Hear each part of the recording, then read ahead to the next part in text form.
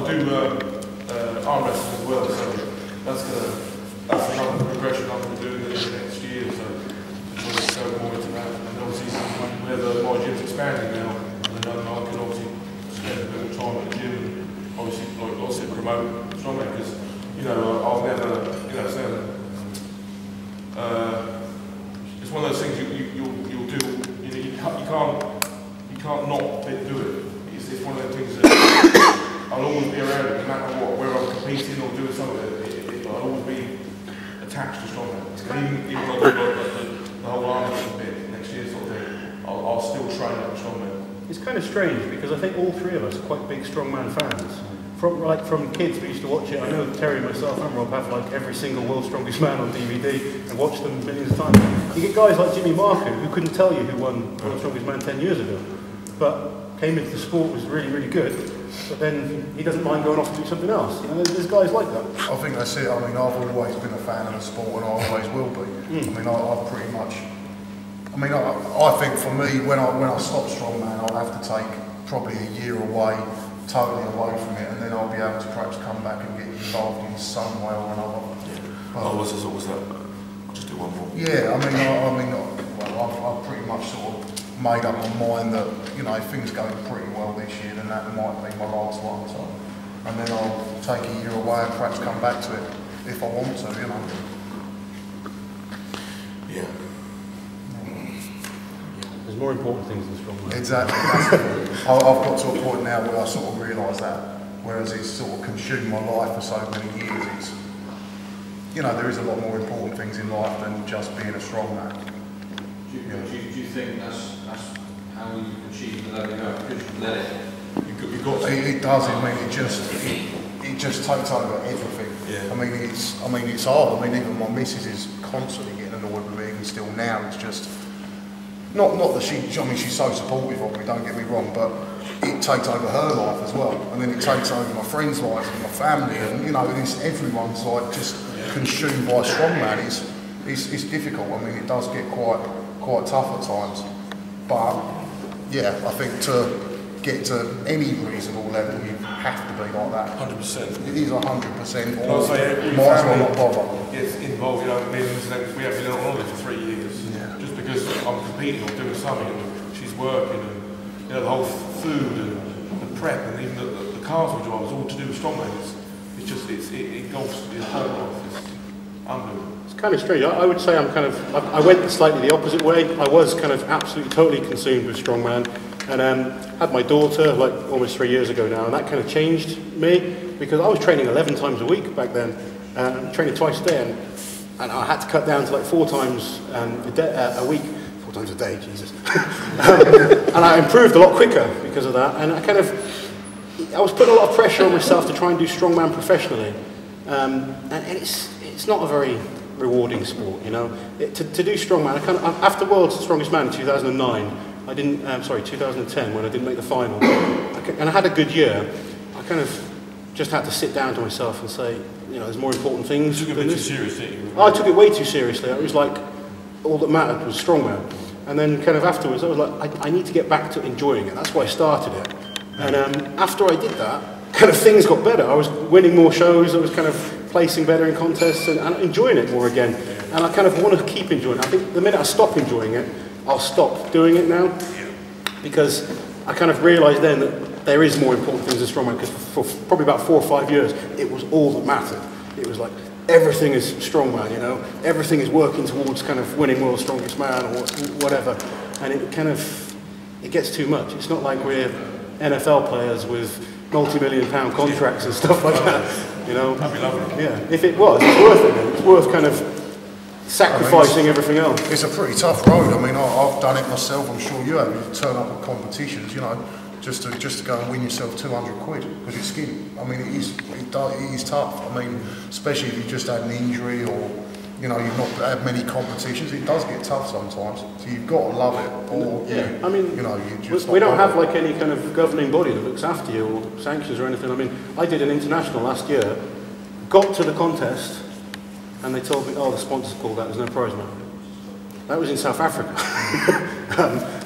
It's kind of hard to take sometimes, but you have no kind of rights to do anything. So it's a difficult kind of sport to be in. So you have to kind of just go back to thinking, I enjoy doing it, I like competing, and just do it for fun.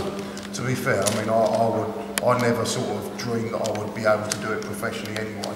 I started it because I enjoyed it. I wanted to get to world champions, man, you know, I'd love to, but I never thought, you know, you know, I wasn't like, oh, that's definitely going to happen, I'll just see how it goes. But so to be in the position that I've got to and going to world's strongest man and travelling the world, you know, no amount of money can sort of compare to all those memories and the life that I've had for the last few years. So I don't regret it at all being skint and, you know, for those odd moments of glory or those odd moments of going and seeing, you know, going to China or going to America, it's worth it all for that. You know, money won't sort of gain me those. Yeah, if you did it for the money, you would just eat yourself up if you did it for the money. I mean, like Terry said, I mean, you know, last week I was in Abu Dhabi. I wouldn't go to Abu Dhabi for any other reason. I went to China for a Guinness World Record show. You've been pretty much everywhere now. Yeah. So you get to go to lots of places and it's great. You meet lots of people. And I mean, I think all three of us just love it. Yeah. Because we wouldn't still be doing it if we didn't. And the best thing about competitions is meeting up with your friends. You know, that's the best thing about it.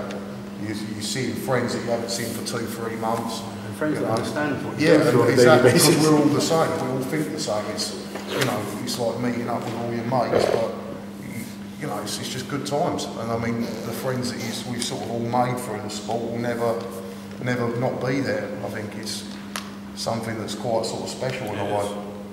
Because you know just how hard it is for everyone. Yep. There's a hug, man. I can't see Terry going for the hug. No. We might not give him the choice. Beautiful, Right. Thanks, mate. Yeah. Thanks. Happy? Anyone else? Any questions at all? You guys remember your first ever competition you didn't place? Yep.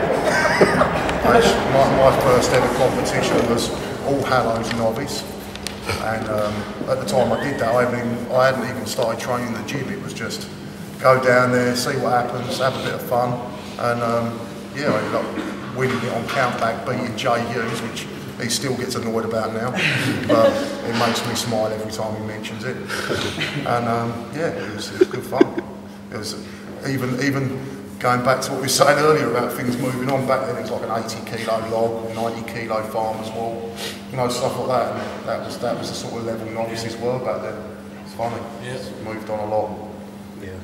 2004 one was Paul's the strongest man, and the events were a big concrete shield carry thing, crucifix, an overhead medley, which was 4 Olympic bars with 60, 80, 100 and 120 on, a hack squat for max, and farmer's walk for distance with 60-kilo farmers. And it was the most bizarre thing. I was second. And it was awesome. I feel bad now, they both did better than me in my first contest. I actually refereed Laurence's first ever competition. Yeah. It was like 38 guys in that contest. I came 8th, I was actually doing quite well until the last event. And then, if you watch my career, kind of typical, last thing we had to do was load an Atlas stone. And I had no idea what I was doing. I kind of tried to lift it. I think I actually at one point got on my knees and tried to roll it up my knees. But like Terry, I hadn't done hardly any training whatsoever. But just loved it. Kind of first competition, just got the bug and just wanted to do more. And went away and trained. Just tried to get better each time. Strongman's a fun sport. I think it's, you know, it doesn't matter what level you're at. You kind of, everyone appreciates what you go through. So, you know, we all started at the novice level. Yeah, I couldn't even press a 100-kilo log, or an axle, or nothing. 100 kilo. Trying to move with 60-kilo dumbbells was tricky, and trying to clean the last. Well, I didn't even finish the 120. The 100 kilo just blew me. It was absolutely bad. Yeah. All right. Another one? No, Terry. Come on, John. Shut up, Karen. You shall have to get out. That's what we want. Right, I think if everyone's happy, we're done. You can ask questions like...